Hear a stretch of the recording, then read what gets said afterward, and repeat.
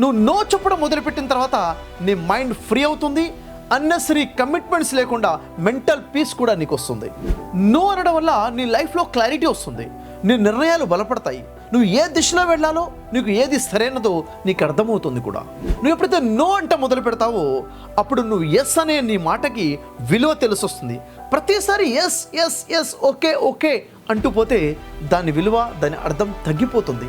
ఎప్పుడైతే నీ వల్ల కాదో, నీ కుదరదో, నీకు సమయం లేదో క్లారిటీగా నో అని చెప్పే ధైర్యం ఉండాలి. అదే నీ సెల్ఫ్ రెస్పెక్ట్. నువ్వు ఎప్పుడైతే ధైర్యంగా నో అనగలుగుతావో అప్పుడే నీ జీవితం నిజంగా ఎస్ అవుతుంది. Learn to say no with love and yes with clarity.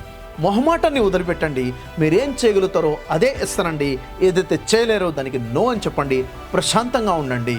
మనిషికి మొహమాటం లేకుండా సెల్ఫ్ రెస్పెక్ట్లో లైఫ్ లీడ్ చేయాలంటే ఎవరికి సహాయం చేయాలి, ఎంతవరకు సహాయం చేయాలి, క్లారిటీ కావాలంటే అది డివైన్ మైండ్ సెట్తోనే సాధ్యమవుతుంది. మన ధార్మిక గ్రంథాల నుండి భగవద్గీత, బైబిల్, ఖురాన్, వేద శాస్త్రాలు స్పష్టంగా బోధించేయండి. డివైన్ మైండ్ సెట్ గురించి తెలుసుకోండి. లైఫ్లో ప్రశాంతమైన లైఫ్ని లీడ్ చేయండి. All the best.